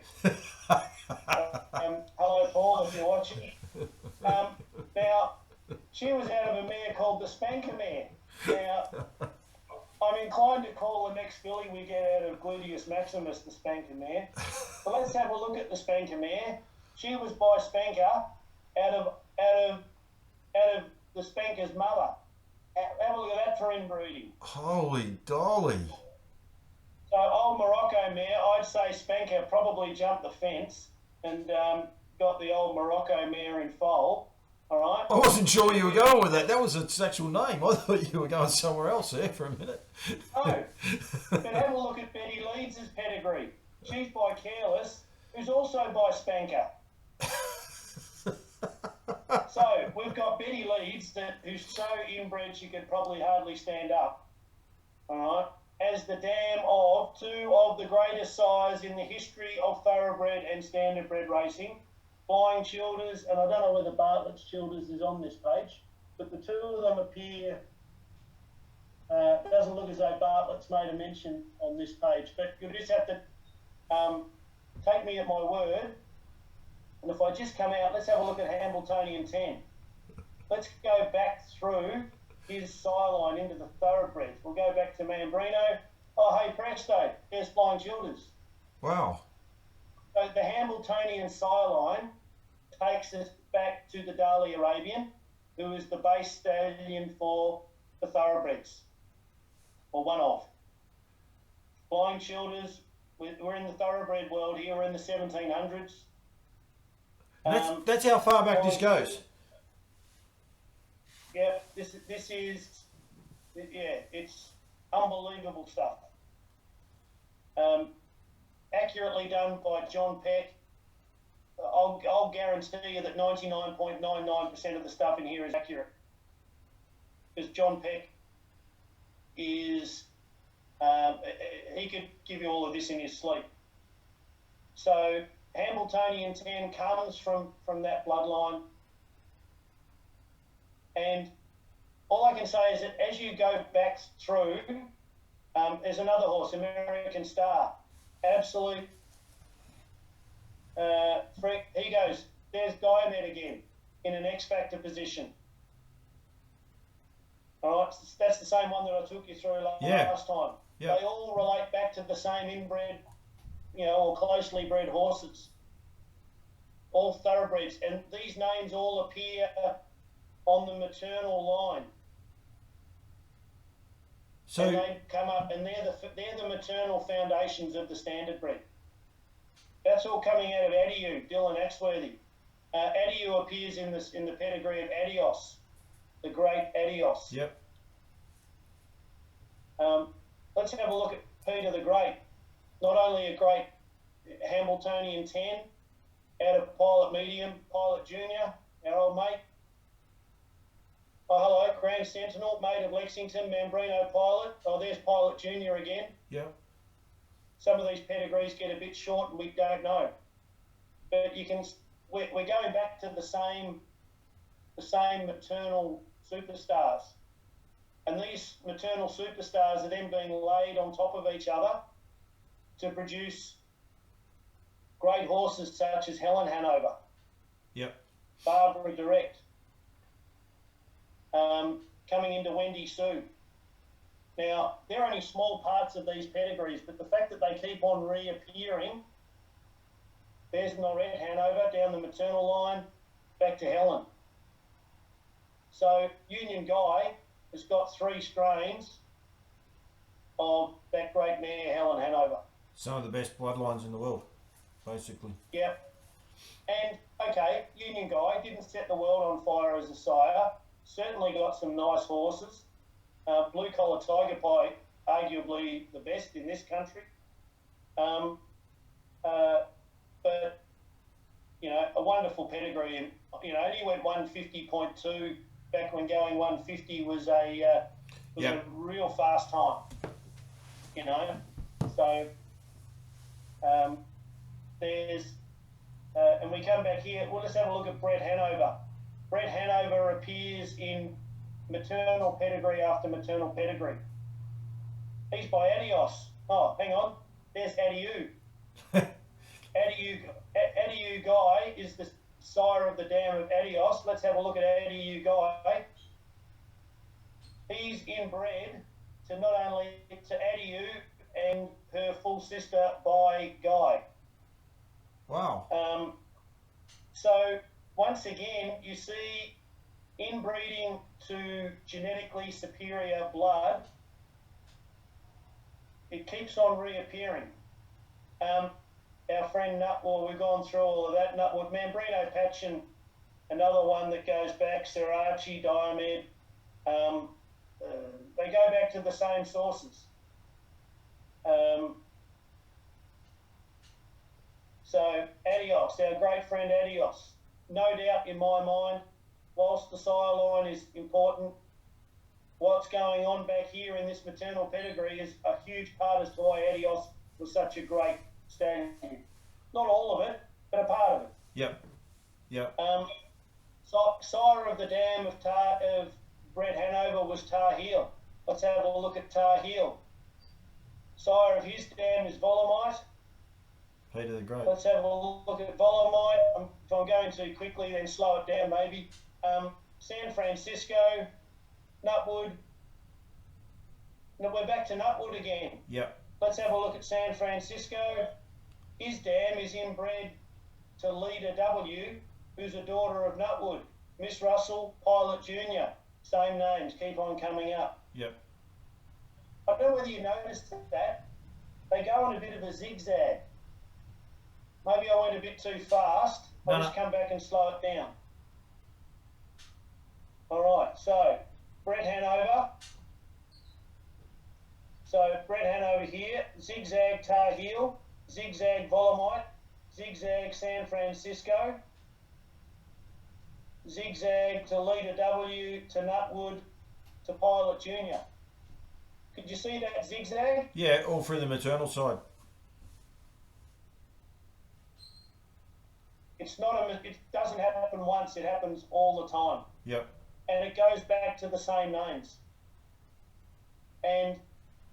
So once again, Oniska, inbred 3x2 to Leader W. There's a bit more Nutwood just for the hell of it. No one will talk to you about San Francisco. People will occasionally recognise Volomite because he had a sideline that still exists to this day. But Volomite, Tar Heel, Brett Hanover, hey presto, you get all of that maternal blood flowing through. Look, I can talk about this till the cows come home, but that's some of the ways that you can play around with what is a really malleable data set here in classic families. And, you know, people might think I'm talking crap, and that's okay. But the beauty here is what's more important is that it's great for people to be able to have a play around with and get into it. Let's say we wanted to have a look at the maternal family of your girl Union Alley. And I won't go back, let's go back, Suntrap. This isn't, okay, it goes back to, so we go back to the 18, we don't know when she was born. We know that Mary Wood was born in 1917. Yep. And so her dam was bred in 18 something or other. And we're going back to Viking. Yep. It was by Chilled Harold, after whom Harold Park was named. Wow. He being a son of Harold and a grandson of our old mate Hambletonian 10. Mambrino Chief was a pretty important stallion. Lots of names here. There's a bit of American Star, not on a zigzag spot, but we've seen his name. One of the tricks is a lot of horses were called Hambletonian. Hambletonian 10 is the granddaddy of all of them. Oh, is it? So if we come back here, sorry, I'll go back again. So I'm on the dam of Mary Wood is the foundation maternal line for your mare. Let's have a look at her descendants. And the little plus here, I don't know if you can see that. I'll click on that. She left Peggy Wood. Peggy Wood left Rosewood. Bang, all of a sudden, we've got the mare that started it all. And you can extend these out. And if these may well be breeding on till to today. And Amy Sam. And it's the same as a stud book, mate. The black type is obviously the better, like the darker the black. Obviously with classic families, they have to have something X factor about them just to even get in classic families. But then once they get this bold black, it showcases in better lines. That's right. Now, Suntrap was your line through, so she left Sunshine Boy, who back in the 70s won 12 grand, which wasn't bad. And then there's, I've lost track of your line here, but if it makes you feel better, mate, we've had a heap of comments. I've lost track of where they're at. I must say, well done to Brett Coffey, Jared Maloney. They're answering all the questions for me, so they're doing a great job. And we've just had thank you, lads. Murphy. He said he's going to have to feed up in the dark. He's lucky he's not here at Bendigo because it's a cold in the dark. Yes, the cows have come home. And Steve Johnson reckons you're an encyclopedia of harness racing. You're doing my head in, mate. I tell you, you're. But obviously, just by going through these pages, this is how you learn it, isn't it? It is, absolutely. Yes, you just got to spend time just reading it up. That's exactly right.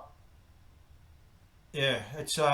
I know what Marie's going to be doing tonight after I tell her that she got featured. She'll be watching this and then she'll be getting on it herself, which is huge. So let's come a little bit closer so I can follow it. But Jazzo, we'll have a look at her descendants. Actually, here's interesting. Bajazzo, or Bajazzo, across to Spinster, one of the great broodmares of all time.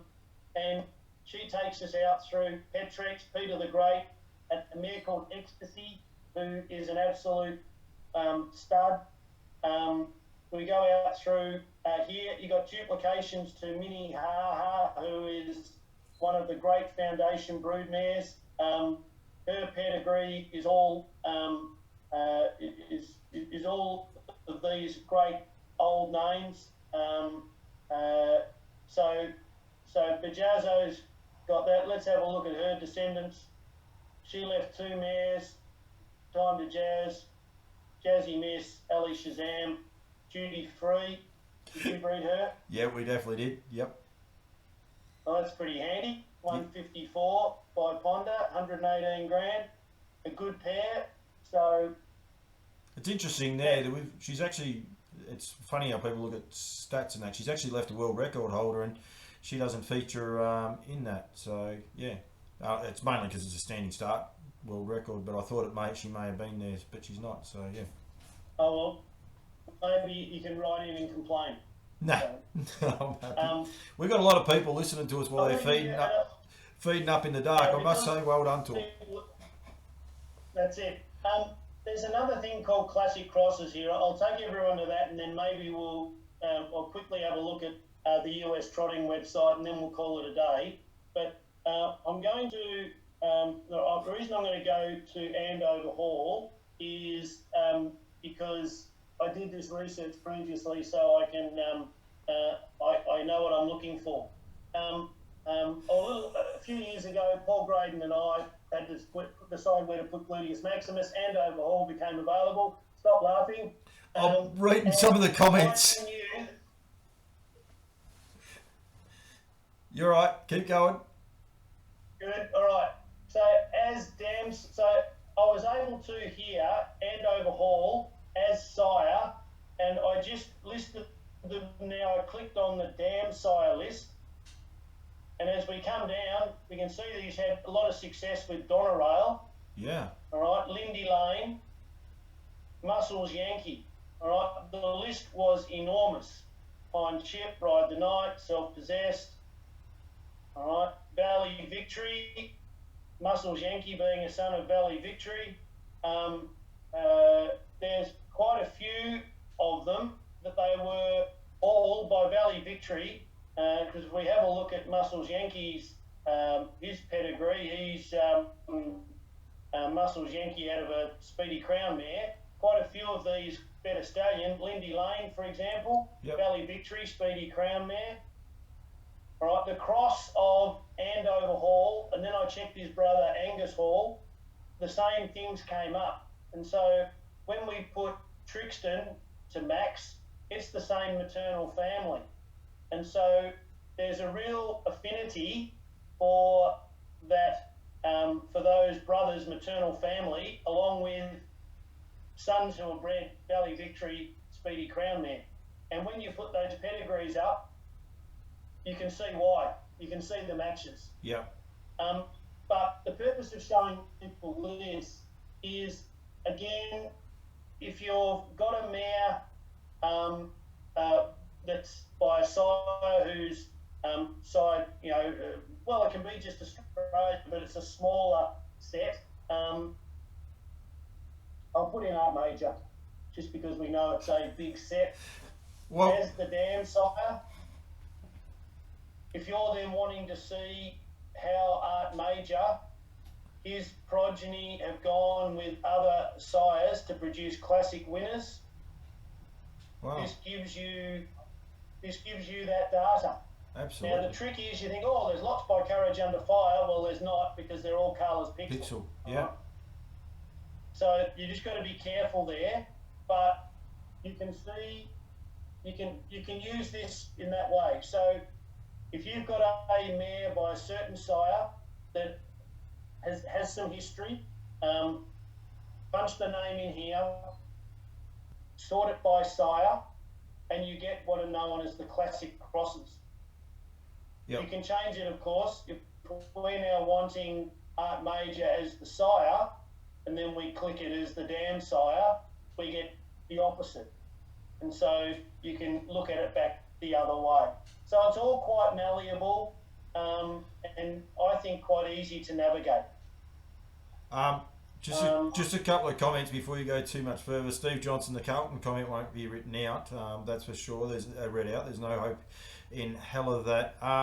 So we've got, yes, it is cold for Murphing. Murphing, I didn't have to feed up either. G is watching her husband feed up in the cold. She wants to know if you write a book. There's some of the things I've actually been laughing at.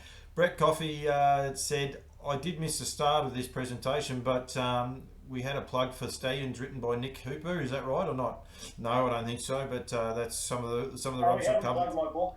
We will. There's currently spare copies holding up the back end of the house at the moment, so they're good for something. But this one's serious. I'm just trying to find it. It went through here before. I think it was Jared Maloney about crosses with European Stallions anyway, and the French.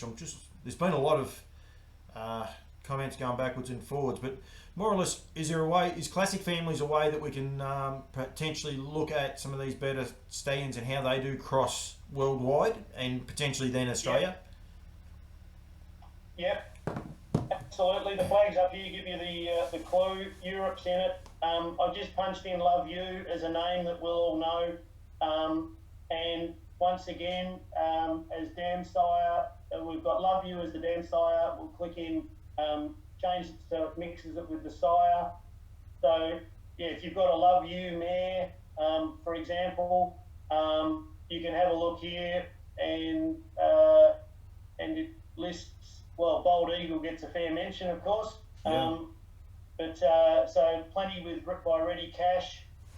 And that was one of the stallions Brett mentioned today, actually, because again, looking after our sponsors, I'm pretty sure Yabby Farm's much easier for me. I keep getting it mucked up, but he won 2 of the big races today. Ready Cash did, so again, another sire they're getting a mention as well. So. Yep. There's some chance that Brilliantissimi might be available to Southern Hemisphere this year. And I've heard a whisper that Bold Eagle might be as well, but I haven't seen any announcements. So I might have gone early there and might get a rude phone call saying, be quiet. But yeah, so the opportunity to do this, I don't know to answer Jared's full question. I'm not sure how exhaustive this set of information is for the European stuff. I believe it's very strong, but yeah, again, you'll get what you see. It's pretty handy information. Absolutely, yeah, and it answered one of the questions there. That's for sure. So, Brett, don't let them get to you about Carlton, mate. We'll be fine. Just keep punching on. I don't want to sidetrack you. You are actually going for 2 hours. You threatened 3. You're pushing 2, mate. That's all right. I'll wind it up here. USTA, so ustrotting.com is the website. We've come to the sub website of stars.ustrotting, but just ustrotting.com. I'll go back to there. So ustrotting.com, that's the homepage. Stallion Showcase. Some basic information here. Featured stallions. Again, because we've got a lot of similar ones. Some of the names will mean nothing, but you can wander your way down here and find plenty of names that we will know. Let's just click on Sweet Lou, shall we? We click Sweet Lou. There's a lovely photo of the blaze. Details on the sire and the dam. Now, this little one, some people will have stumbled across crosses of gold, and this is something that I think a number of people would love HRA to invest in producing, because it takes the data that we looked at back at the start of this session and puts it into a neat and tidy table. It's not exhaustive, but for example, if you would go at Sweet Lou over a 4-star shark mare, we've got plenty of them. There have been 5 foals, 4 starters, 80%, being 4 divided by 5. 3 of those 4 have won. 2 of them won as 2-year-olds. and basically the data comes across dollar winners, average earnings minus the top foal. So it takes out that situation where one progeny or one colt or filly can monopolise. I'm looking for monopolise make it results. In this case, it's Love Me Some Lou at 250,000. You can see what that does to the average, but just some really nice statistics. Now, the problem is you can go to yearling sales results. They've got hypothetical matings. The problem is you go much further than this, and it wants to take you into Pathway, which is their online database, which you need to register and you pay a subscription. It's not expensive. It's not expensive, but unlike ours, it's user pays. Yeah. So I can't take people much further on that, but it just gives people something that if they're interested in that and they want to put a few dollars into the USTA, then you can go searching that data. But crosses of gold, I think that's something that we'll be asking HRA if they can spend a little time on producing something similar, because I think all of our data is there. I think it just needs to be turned into something that's a little more user-friendly. But it is there and you can use it. You've just got to do the legwork yourself, as compared to what they've got here. They've actually done all the legwork. You can just go on there and quickly look at it, isn't it?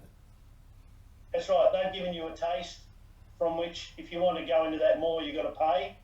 But yeah, so anyway, we'll see. I mean, as we know, HRA's only got a certain budget, and their budget comes from the states. So the states being the Australian states, not the United States. So they've only got so much money to spend. But I think it'd be a really good thing that would assist breeders. So anyway, that's just a little taste of the USTA. The New Zealand hrnz.co.nz is the New Zealand and New Zealand equivalent. There are aspects to their website that are really good, some aspects that aren't quite as good, but the info horse inquiry, who might we put in there? I don't know. Oh yeah. Never even thought about searching him. And once again, you get information on these horses, progeny. A lot of this data will be in ours, but not all. And there's some searching mechanisms here which are really useful. So if you said, I'm only interested in Bettor's Delight starters who are female, no older than 3, I'm only interested in his 2 and 3 year olds. Bang, there'll be an extensive list. Yeah. Again, there are some aspects to their website that I don't think are quite as good, but that's a nice little search engine that we don't necessarily have on the Australian one. Yep. That I think is a real nice. That's just use it for however you like. Dam sire, progeny size, that's blah blah blah, fertility. Some real nice statistics here. So if you're thinking you're going to a Kiwi stallion, hrnz.co.nz, and then info horse inquiry, and there's plenty of other good information in here as well, but maybe people can have a little look-see themselves. And my voice is almost shot, so thank you, Mother, for the rabbits, as Rex would say. Well, you flick back to the other screen, mate, and I'll go back to our home screen. Can you do that? I'm sure you're able. Which screen do you want? Back to just you and me. We've got to do. We just. Sorry, I'll stop sharing. There we go. Much better. We've got the sponsors back on there, that's for sure. APG, they've done a good job. Steve Johnson wanted to know if it's worth becoming a member of the USTA, mate. it is if I think if you're looking to breed to stallions that are based in the US, then excuse me, I think the answer is yes, because there'll be data there that will help here. I mean, the internationalisation of stallions in recent times means that if you have a look at their top 20s in the trotters and the pacers, very similar to ours. So the data is well worth looking at because it relates well to our breeding choices. Mate, I must congratulate you. 2 hours of talking. We've had about 20 people viewing us live all the way through. We've had them telling me that they're out in the rain. They're feeding up in the dark. They've done a great job. We've consistently had the same amount of viewers all the way through, which I think is great. And I think it's testament that people are looking for how to get that information. I think they're incredible tools, aren't they? Look, they are.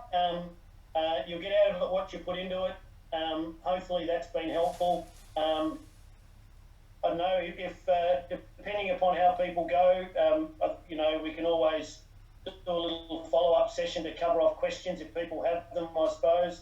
I think we were talking about maybe having a Q&A session to finish off. I know that hasn't been exactly sorted, but if people put their questions in, we'll do our best to answer them, even if it's in the coming days on the Campbell's comments page. Tag me in and I'll answer them if I can. Jerry Maloney reckons you're only warming up. He's about right. I wouldn't mind feedback actually about, because that's what I put to you guys at potentially after our 10th episode, which is about the 30th of August, if we can get everyone together, hopefully on a Sunday, and open it up for a full-on questionnaire that people might have questions that have come up post-watching this, back onto CAFs last week, back onto Barrastocks a week before as well, where they might have those questions that they want to ask. So we'll probably end up doing that at the end of it. We can do it. We've just got the resources. Hopefully COVID's under control and we can just all meet at one area. It'd be terrific if we could do that. But if not, we can do it through a Zoom, or we can work a few ways around it. There's no problems there at all. So we've got a few of those. We must give a little plug for a couple of the ones coming up. That one is not for 2 weeks, unfortunately. I've got to go next week. We're going to be catching back up with Andrew Soper and Rebecca Ham from Barrastock and Kentucky Equine Research, talking about weanlings and yearlings and their nutrition. So that'll be very, very interesting. That will be an in-person one on a farm. Not exactly sure where we will be seeing that's for sure. And then the week after, I'll be back with Kath McIntosh, hopefully, all going well, with OCD and bone disease. So that's the next couple coming up, which are pretty important. And as I said, they keep tying in. And we've got some fold-down ones. We've got some new techniques going as well. So, yeah, we've had a few good people saying thank you as well. Mate, we've got a draw. We've got a draw for a yearling nomination fee for the APG. And Desiree, thank you to APG. We do appreciate them being involved, and that's great. Absolutely. I've done a Bendigo person, Ian Carmichael. I know Ian very well, so he's actually APG in the sales complex. He has sold horses before, and he's also a buyer. So I'm not sure if he's got one to sell this year, Ian Carmichael, but he'll be very happy having his name called out, mate. That's for sure. No, congratulations, Ian. Nick, thank you so much, mate. I'm going to play the stinger at the end, and you'll have to be quiet while that's going on. But and I won't talk to you because you've got to cook tea. What are you having? You're not having a roast, I hope. No, bought a couple of steaks and some snags. So my specialty is the barbecue, and that's about it, mate. I struggle to boil water. Very good. I hope everyone stays safe. We'll be back next Sunday at 4 o'clock. Everyone stay safe in this weird little world that we're in at the minute. And thank you very much. Throw in as many questions as you want. We'll get back to them as quick we can. But Nick, thank you so much, mate. Thanks, Paul. Appreciate your work. We really love the hard work you're putting in, and appreciate your efforts. Thank you. Thanks, mate. Catch you next week.